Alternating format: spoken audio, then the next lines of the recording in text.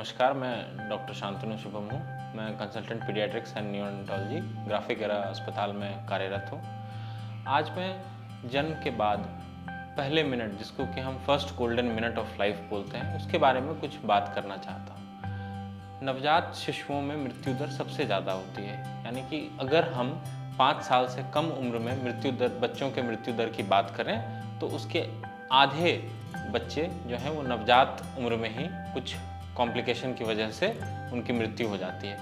और नवजात शिशुओं में भी जो मैक्सिमम चांस है मृत्यु का, यानी कि मोर्टेलिटी का, उसके दो सबसे महत्वपूर्ण कारण हैं। एक है प्रीमेच्योरिटी, यानी कि बच्चे का समय से पहले होना, और दूसरा है बर्थ एस्फिक्सिया, जिसे हम बोलते हैं बच्चा अगर सही से सांस नहीं ले पाया, अगर और आम भाषा में बोले तो अगर बच्चा जन्म के बाद रोता नहीं है तो उस कारण की वजह से। बच्चा जब माँ के पेट में होता है, गर्भ में होता है, तो सारा काम माँ के प्लेसेंटा के द्वारा किया जा रहा होता है। उसके खाने पीने की, उसके सांस लेने की सारी प्रक्रिया प्लेसेंटा के द्वारा की जाती है। लेकिन एक बार जब बच्चा माँ के गर्भ से बाहर आता है तो अब उसे स्वयं सांस लेना होगा, यानी कि उसके फेफड़ों को अब काम करना होगा। अधिकतर बच्चे, यानी कि 10 में से 9 बच्चों को इसके लिए किसी अतिरिक्त सहायता की आवश्यकता नहीं होती है, लेकिन 10 में से 1 बच्चे को कुछ सहायता की आवश्यकता पड़ती है। हमें तैयारी उसी चीज़ की करनी है। हमें ये नहीं सोचना चाहिए कि अगर 10 में से 9 बच्चों में कोई कॉम्प्लिकेशन नहीं हो रहा है तो हम तैयारी ना करें। हमें उस एक बच्चे के लिए तैयारी करनी है जिसमें कुछ सहायता की ज़रूरत है। बस इसी सहायता के द्वारा हम नवजात शिशु के मृत्यु दर को काफ़ी हद तक कम कर सकते हैं।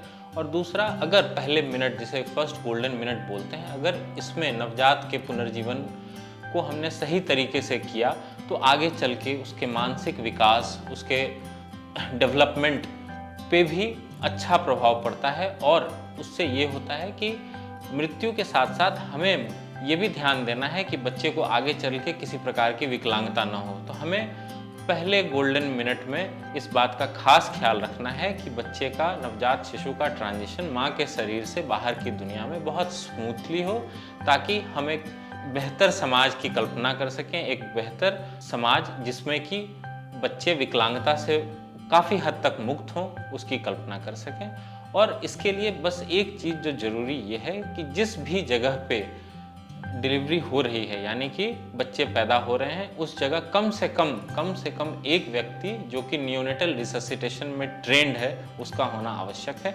इसलिए इस बात का मैं आज बस ये बात विशेष रूप से कहना चाहता हूँ, इस बात का खास ख्याल रखा जाए कि जब भी बच्चे, जिस जगह पे भी बच्चों की डिलीवरी हो रही है, तो एक इंसान जिसे नियोनेटल रिससिटेशन की सही जानकारी है वो वहाँ उपलब्ध हो, वो उस जगह पे मौजूद हो।